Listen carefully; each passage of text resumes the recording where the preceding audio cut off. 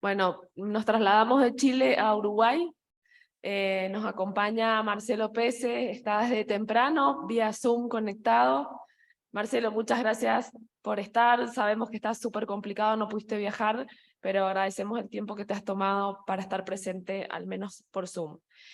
Marcelo va a hablar de transformación digital del Poder Judicial uruguayo, un poco los antecedentes, ahí está, te vemos, docente universitario y del Centro de Estudios Judiciales de Uruguay, es ingeniero en informática, egresado de la Universidad Católica del Uruguay, posee diversas especializaciones en gerenciamiento y administración, ha ocupado destacados cargos vinculados a la gestión tecnológica tanto en el ámbito privado como en el sector público, y desde el 2003 integra el Poder Judicial de la República Oriental del Uruguay como responsable de tecnología.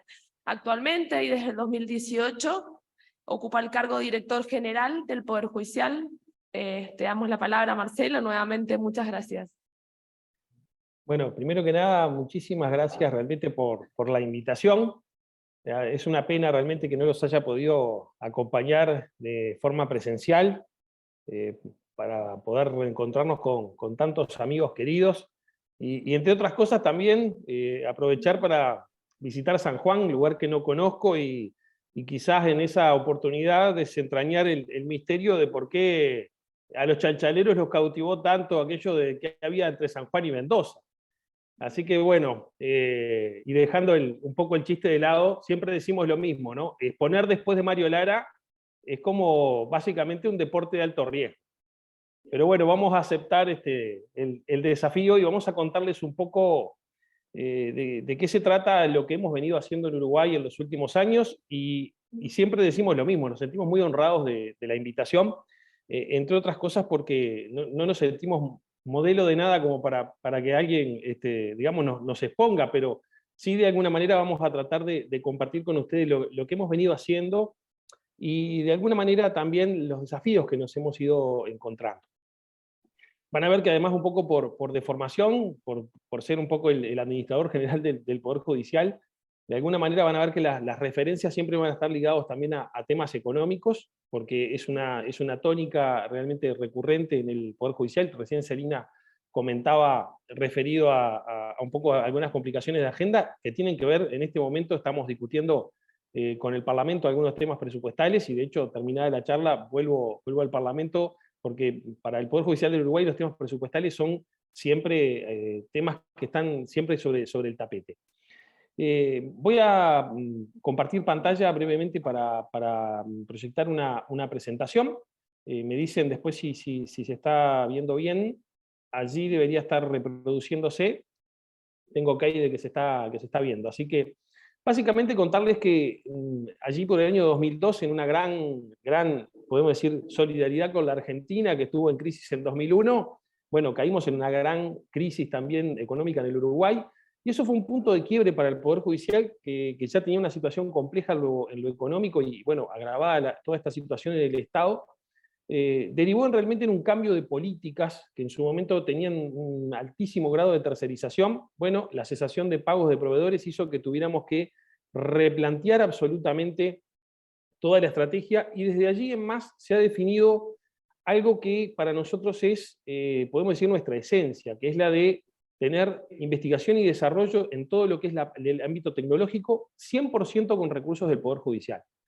Básicamente les diría que las tercerizaciones de sistemas en el Poder Judicial del Uruguay me sobran, pero me sobran los dedos de una mano para decir qué sistemas tenemos tercerizados y qué proveedores tenemos. Y además, algo que hemos hecho es que hemos definido una política de 100% uso de software libre. No utilizamos software de licenciamiento ni siquiera en servidores, y tampoco en bases de datos, y eso de alguna manera también ha generado una política de desarrollo de software propio, y por lo tanto todo lo que implica extensiones de soluciones siempre están basadas en no tener costo de licenciamiento. Esto está atado obviamente a una realidad que tiene que ver con algunas decisiones técnicas de fondo, pero también tiene que ver con algunas decisiones o con algunas situaciones referidas a aspectos meramente presupuestales. Y allí les quiero dejar un número que es muy importante y que me parece que lo que lo manejen, que tiene que ver con cuál es la participación del presupuesto general, el presupuesto total del Poder Judicial del Uruguay en el Producto Bruto Interno, que es del 0,31, y representamos el 1,19 del total del gasto público. Podrán imaginarse que estos números llevan a una profunda reflexión, pero también llevan y obligan a, podemos decir, a un profundo ejercicio de optimización de los usos de los recursos que son realmente muy escasos. Sin perjuicio de esto, nos hemos embarcado desde hace muchos años en un proceso de transformación tecnológico, utilizando la tecnología en realidad como un factor clave en una mirada estratégica, ¿sí? Que fue precisamente la de optimizar el uso de las tecnologías para la mejora y la medición de la gestión. Ese puede decir, fue el objetivo estratégico plasmado en nuestro plan estratégico, pero básicamente después se ha descompuesto este objetivo en 4 objetivos, podemos decir, principales, que tenían que ver primero que nada con la universalización del uso del expediente electrónico con miras a una política cero papel, proceso en el que todavía seguimos trabajando, y ahora vamos a ver cuáles son las dificultades que nos hemos encontrado. Después, el desarrollo de soluciones globales en el ámbito jurisdiccional, pero sí con un cambio importante en la mirada, con un cambio de orientación basado específicamente en los usuarios. Es decir, salir de aquel paradigma de únicamente buscar optimización en la gestión, mirado siempre desde el punto de vista de la oficina judicial, sino ahora desde una óptica en el ciudadano, en el justiciable, en quien es digamos, de alguna manera el usuario de los servicios del Poder Judicial. Obviamente con una mejora y una automatización en todo lo que es la comunicación telemática con otras instituciones, y obviamente el hecho de la interoperabilidad también como un objetivo muy importante a llevar adelante. Claro, nosotros decimos siempre que ¿quién puede estar en desacuerdo con estas cosas? Bueno, por supuesto, en desacuerdo no, pero sí hay algunas resistencias o desafíos que tienen que ver, primero que nada, con la natural resistencia al cambio, y hoy Mario hacía la referencia al hecho de que, bueno, los cambios no son solo tecnología, los cambios primero son cambios en las personas, cambios en las formas, a veces de pensar, de razonar, de abordar los problemas, cambios en los procedimientos, y después la tecnología en realidad es la herramienta para poder concretar ese cambio. Por supuesto, los recursos económicos insuficientes, porque muchas veces cuando uno echa a volar un poquito la imaginación y dice, bueno, ¿cómo podemos repensar algunas cosas? Después hay que aterrizarlas a las realidades presupuestales. Por supuesto, también las diferencias en las agendas con otros actores del Estado, porque muchas veces optimizar determinados procesos, optimizar determinadas formas de hacer las cosas, requiere que en la mesa nos sentemos muchos a conversar, nos sentemos con otros actores, y obviamente allí las agendas, las prioridades distintas, hacen que muchas veces algunos procesos no se puedan automatizar o mejorar por completo, porque no todos los que intervienen en dicho proceso quizás están con las mismas prioridades o la misma agenda. Y por supuesto un punto que quiero hacer muchísimo hincapié, que tiene que ver con los cambios normativos necesarios, ¿sí?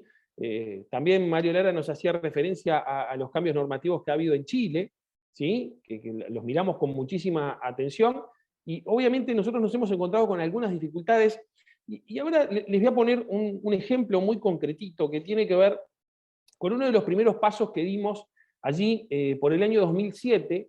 Logramos una ley que le dio sustento a ese inicio en la transformación digital, y que nosotros en su momento, por supuesto, lo vimos como un enorme logro, y fue un gran logro, artículo único que básicamente autorizó, y fíjense qué interesante, toda la cantidad podemos decir, de recursos que allí se manejaron en la norma, ¿no? Se autorizó el uso del expediente electrónico, del documento electrónico, de la clave informática simple, de la firma electrónica, de la firma digital, o sea, por las dudas íbamos poniendo, ¿no?, distintos nombres para ver si significábamos o no lo mismo. Y esto, digamos, esta autorización en el uso de todas estas herramientas, tanto en todos los procesos judiciales y administrativos que tramitan en el Poder Judicial, con idéntica eficacia jurídica y valor probatorio que sus equivalentes convencionales en el papel, ¿verdad? Y se facultó a la Suprema Corte de Justicia para reglamentar el uso y disponer la gradual implementación. Y bueno, allí realmente empezó un gran trabajo que tuvo un primer hito, podemos decir, en un caso de éxito, que fue la implementación de las notificaciones electrónicas, que fueron de uso obligatorio, que están en funcionamiento desde el 2008, con firma digital avanzada, y que realmente dio un salto, una innovación que generó, podemos decir, el sustento, la confianza de todos los operadores para empezar a dar otros cambios que serían mucho más profundos, ¿verdad? Como lo es el tránsito hacia el expediente judicial electrónico. Y eso lo hicimos siempre desarrollando sistemas propios, sistemas a medida, hechos por técnicos del Poder Judicial, podemos decir con muchas instancias de diálogo y de intercambio, equipos multidisciplinarios, integrando todas las visiones, y hemos logrado tener una plataforma única de tramitación para los expedientes judiciales de todas las materias y de todas las instancias.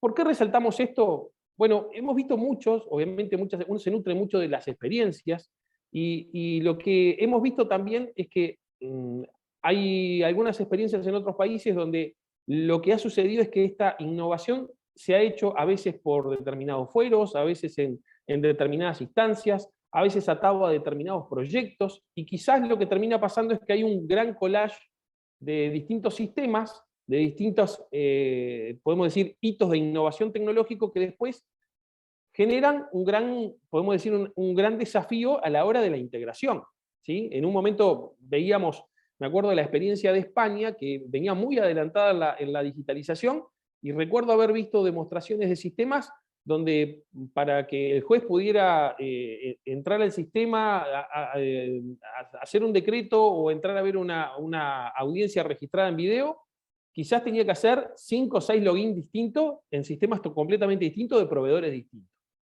Bueno, esto de alguna manera nosotros, al tener un desarrollo propio y haber encarado esto como un proyecto único y un proyecto que lo hemos desarrollado a medida dentro del Poder Judicial, hemos logrado tenerlo implementado en un único sistema que actualmente está desplegado prácticamente en el 85% de las sedes del país. Obviamente tenemos la escala Uruguay, recuerden, somos un país pequeño, un país con 3 millones y poco de habitantes, y obviamente tenemos que adaptar esto a la escala que tiene Uruguay, pero hoy tenemos este sistema que soporta un 100% de tramitación electrónica de este expediente, con tramitación guiada, con firma digital avanzada, con integración nativa incluso hasta de dispositivos de escáneres para todo lo que es la digitalización de documentación que llega a papel, con audiencias en audio y video, en un sistema también de registración de audiencias en audio y video desarrollado por el Poder Judicial, con interoperación interna y externa con todos los sistemas, y por supuesto, bueno, con acceso VPN, que ha sido la forma de funcionamiento que casi todos hemos utilizado en los últimos tiempos, derivado un poco de la irrupción de la pandemia, bueno, y que se ha instalado realmente el tema del teletrabajo como uno de los factores prácticamente de todos los días. Y algo muy importante es el hecho del proceso de implantación de estos sistemas, que muchas veces no es simplemente incorporar tecnología, sino que ha hecho realmente un cambio importante en los procesos y en los procesos de trabajo dentro de las oficinas judiciales, que nosotros lo hemos hecho como un proceso que tuvo que hacerse in situ, es decir, con presencia, en un proceso controlado, y que además no fue hecho por personal informático, sino que fue hecho precisamente por personas que más bien eran del ámbito sustantivo, ¿sí? Que tenían más bien experiencia en la parte de gestión de oficina, y que, ya les digo, el foco no fue tanto en la integración del sistema, sino más bien en el cambio que tenía que hacer la oficina de sus procesos, de su forma de trabajo, de su organización, de la forma en que tenían que comunicarse, incluso para que estas implementaciones fueran exitosas. Algo muy importante, bueno, evidentemente hemos transitado un proceso de maduración en etapas, donde las primeras versiones arrancaron siendo obviamente un seguimiento de lo que sucedía en el papel, hasta etapas, bueno, mucho más maduras, donde tenemos podemos decir, un expediente digital completo, pero con algo importante, que era lo que recién también destacaba Mario, ¿verdad? Es decir, poniendo no a la tecnología delante, sino a la tecnología como una herramienta. Es decir, primero el concepto, primero hacia dónde queremos ir, cuál es el formato de oficina, cómo queremos tramitar, cómo queremos dar determinado servicio, y después buscando el sustento tecnológico para esto. Algo muy importante, realmente, y acá yo lo pongo así como evitar el efecto Galileo, ¿no? Es decir, de alguna manera nosotros también dentro del Poder Judicial nos vamos vamos a interoperar y vamos a actuar con muchos otros actores también del Estado y otras instituciones que también forman parte del sistema judicial, y tenemos que tener un consenso respecto de la visión, ¿sí? Porque si no, lo que nos puede pasar es que nosotros tenemos una visión distinta del universo de lo que tiene el resto. Entonces, esto, a la larga, lo que termina haciendo es que terminamos naufragando porque no coincidimos en aspectos de visión. Quizás nos focalizamos muchos en los aspectos tecnológicos, pero no en cómo queremos que se lleve adelante el proceso. Entonces, hay que generar esos acuerdos, cuidar especialmente a los que estén rezagados tecnológicamente, porque seguramente van a ser los que van a marcar el proceso, van a marcar el paso del proceso de la transformación digital. Por supuesto, integrar a la Suprema Corte de Justicia en ese aspecto del liderazgo que también mencionaba Mario. No podemos tener a la Suprema Corte de Justicia, digamos, por fuera del proceso, sino que lo tiene que liderar, y lo tiene que liderar transformando como ejemplo, primero que nada, la Corte, digamos, toda su forma y sus procesos de trabajo, para que de alguna manera también el resto de la organización precisamente vea ese comportamiento del líder, ¿verdad? Hemos hecho también mucho hincapié en integrar a los colegios profesionales, ¿sí? De hecho, hemos hecho algunas rondas podemos decir, de hackathon, como para poder incluso tener contacto directo de los profesionales con la gente del Departamento de Desarrollo, para que justamente tuviéramos, podemos decir, una retroalimentación de primera mano de cuál era la visión que también iban teniendo los operadores del sistema de justicia respecto de las innovaciones que se iban impulsando. Y algo que también para nosotros fue muy importante fue el cuidado de la experiencia personal de los magistrados respecto del uso del sistema. Durante mucho tiempo hicimos muchísimo foco en el trabajo de oficina, y era algo que conocíamos, era algo muy tangible, ver, bueno, cómo podemos hacer que el trabajo de la oficina, que el trabajo de la presentación de escritos, el trabajo, digamos, de la tramitación fuera más eficiente. Pero había algo que era un terreno bastante desconocido y bastante inexplorado, porque en general sucede bastante en el fuero íntimo del magistrado, que es su experiencia respecto del trabajo con el sistema y el trabajo, podemos decir, de lo que es la elaboración intelectual realmente, por ejemplo, de una sentencia o de un fallo, y de cómo los distintos instrumentos de la innovación tecnológica lo pueden ayudar o le pudieran llegar a complicar esa tarea. Y allí hemos tratado de tener un especial foco, ¿sí? Para tratar de justamente de que nosotros no invadir ese fuero tan personal, y de alguna manera tratar de incorporar algunos elementos, obviamente basados en la experiencia de muchos magistrados, de que cosas de alguna manera se identificaban como necesidades, o se identificaban también como de pronto algunos elementos que no eran productivos en el uso de los sistemas. Algo que hemos cuidado también con muchísimo cuidado ha sido les decía, el proceso de implementación, los procesos de instalación no solo de instalación de los sistemas en las sedes, sino los procesos de transformación de cada una de las sedes judiciales respecto de la incorporación de nuevos procedimientos y sistemas. Y miren, siempre pongo este ejemplo, y hay veces que puede llegar a ser bastante gráfico, y por eso quise poner allí la foto de esta heladera, de este refrigerador de doble puerta, y lo planteo como un ejemplo muy personal que de alguna manera me hizo reflexionar mucho. En algún momento que tuvimos que mudarnos de apartamento, recuerdo que en aquel momento discutíamos con mi esposa si además aprovechábamos a cambiar algunos electrodomésticos, entre ellos la heladera. Y recuerdo que en su momento, cuando fuimos digamos, a la casa de electrodomésticos, empezamos a utilizar allí, a ver y decir, bueno, a ver, qué electrodomésticos había con eficiencia energética, y cuáles eran LED, y cuáles eran inverter. Y bueno, y dimos con este refrigerador que dijimos, bueno, doble puerta, mucho lugar, ¿verdad? Es como, digamos, para una familia italiana, esto es como realmente un sueño hecho realidad, ¿verdad? Tener ese tremendo refrigerador. Y les voy a decir que prácticamente, cuando estábamos pagándolo en caja, allí nos dimos cuenta de un detalle, y es que nos entraba perfectamente en la cocina, pero no pasaba por la puerta del apartamento. ¿Por qué hago este cuento? Porque, bueno, muchas veces lo que nos puede pasar es que nosotros intentemos hacer cambios intentemos hacer transformaciones que no pasan por la puerta del juzgado, ¿sí? Es decir, estamos tratando de hacer una transformación tan grande, tan profunda, que quizás el tamaño de la transformación, la envergadura de la transformación, es casi, podríamos decir, de realización imposible.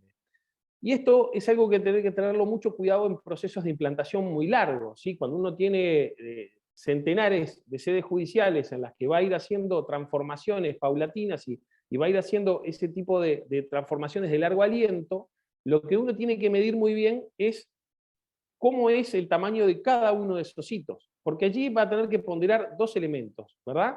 ¿Cuánto va a demorar o va a dejar congelado en versiones a la primera que implantó hasta que todas las demás estén implantadas y entonces crecer todos juntos? O si realmente igual voy a ir creciendo en funcionalidades, en transformaciones, pero obviamente me va a hacer cada vez más difícil la transformación de los que voy dejando en la cola, ¿verdad?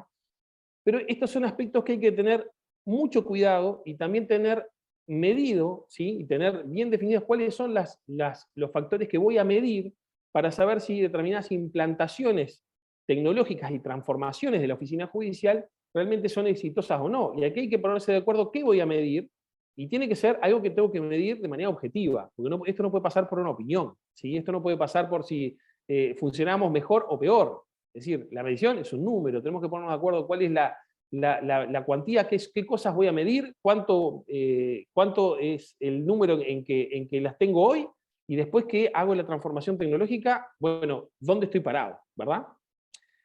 Algo muy importante y que tiene que ver respecto de un error que a veces se comete y que uno tiene que tratar de evitarlo, y ese error es pensar que hacer por computadora o digamos con algún medio tecnológico tareas cuya estructura refiere a paradigmas del mundo físico, eso no es digitalizar. Y miren, les voy a poner un caso bien claro, y van a ver cómo, de alguna manera, nos fuimos dando cuenta qué corto nos habíamos quedado con ese primer artículo, con esa primera modificación legislativa.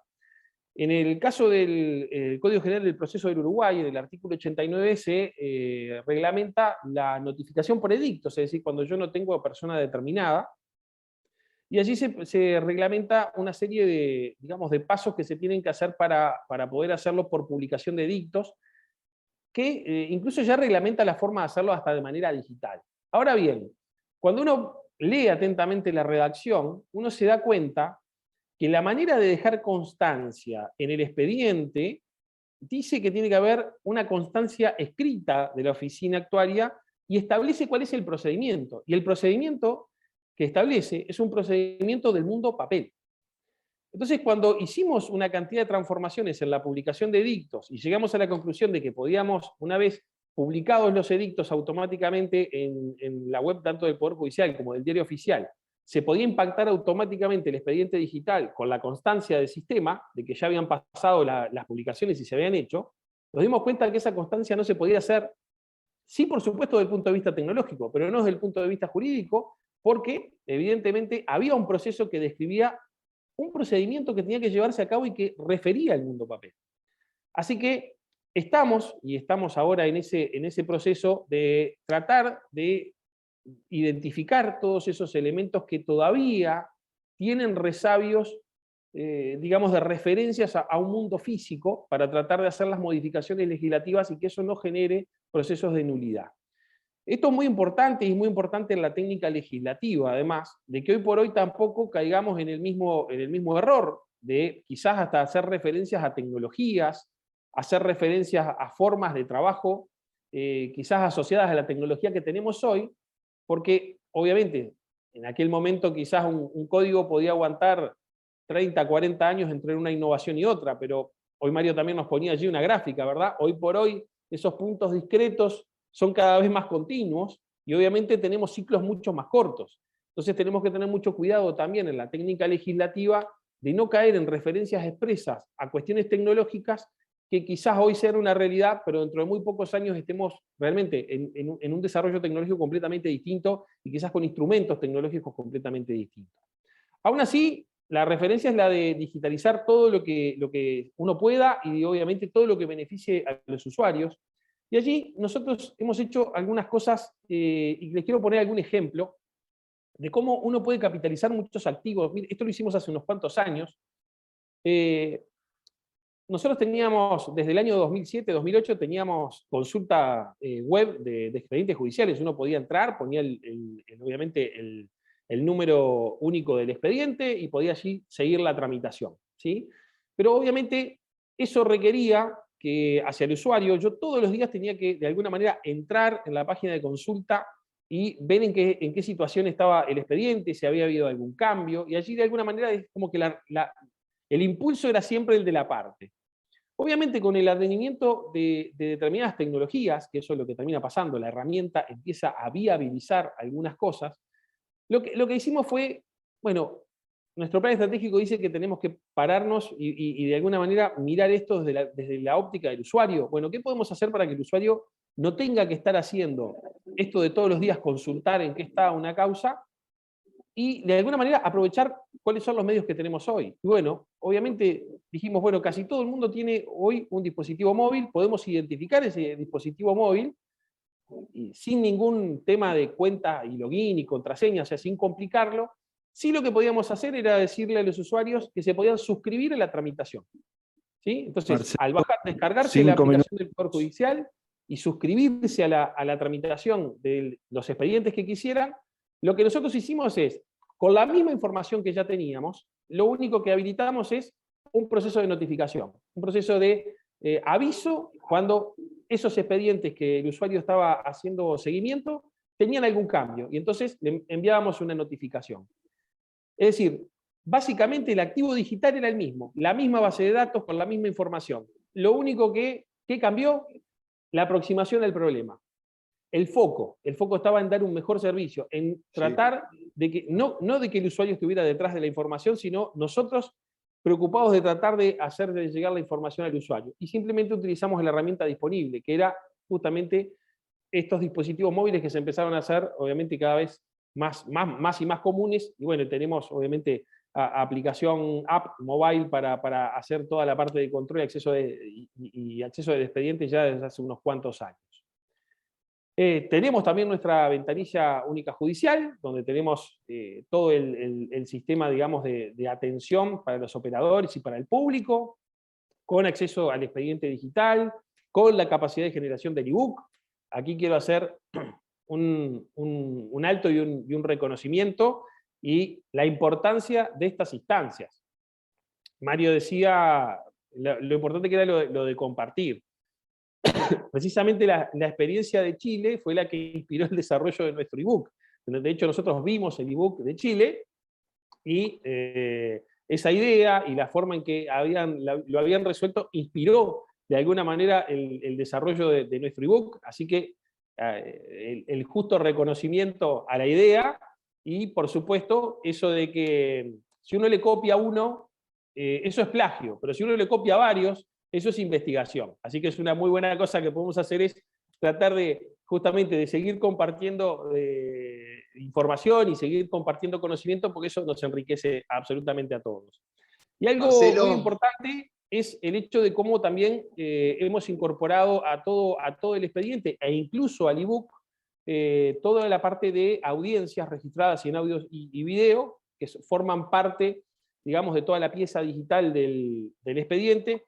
Y obviamente, como siempre decimos, la ventanilla judicial lo que le da a los usuarios del sistema de justicia es la misma pantalla que está del lado del Marcelo, juzgado.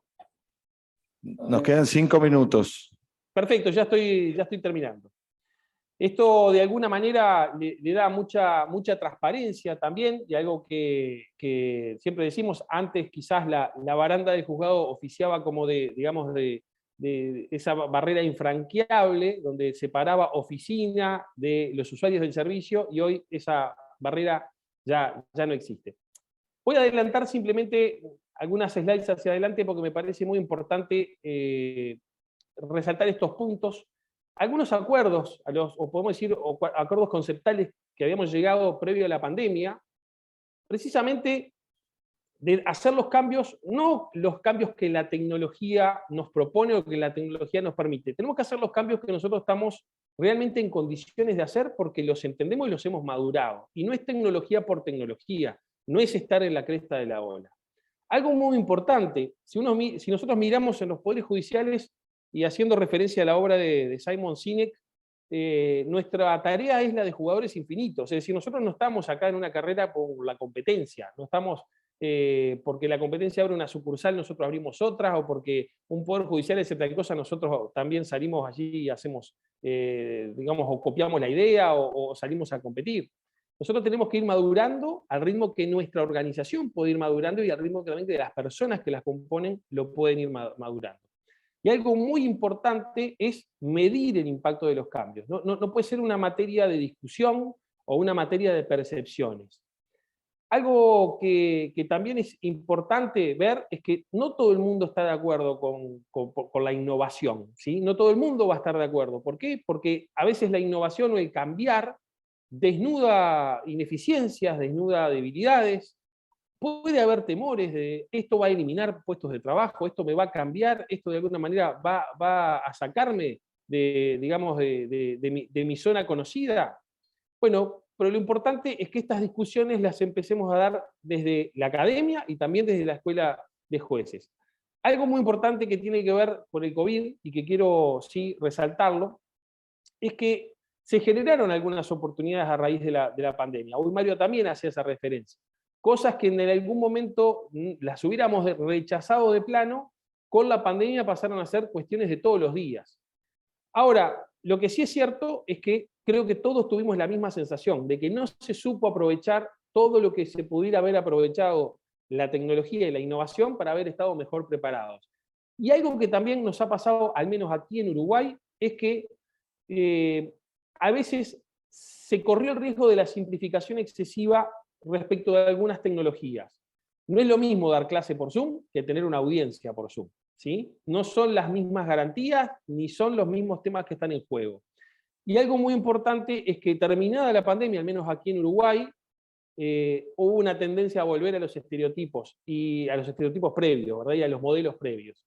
Y eso también nos deja un sinsabor porque quizás pudimos aprovechar un poco más algunos aceleradores que de alguna manera la pandemia nos dejó. Y finalmente me cierro con una linda frase, un lindo pensamiento que tiene que ver con la importancia de las ideas, la importancia de los conceptos, y que una vez que compartimos estas ideas, que compartimos el conocimiento, ya no somos los mismos. Y estará en nosotros entonces la responsabilidad de seguir impulsando estos cambios en nuestras instituciones. Muchas gracias.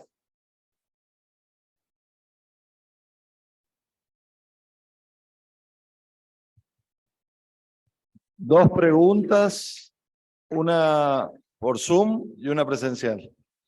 Y empecemos con la presencial. Bueno, Marcelo, preguntan si podés explicar el método para relevar cada trámite a fin de configurarlo como trámite guiado. ¿Cómo es el proceso?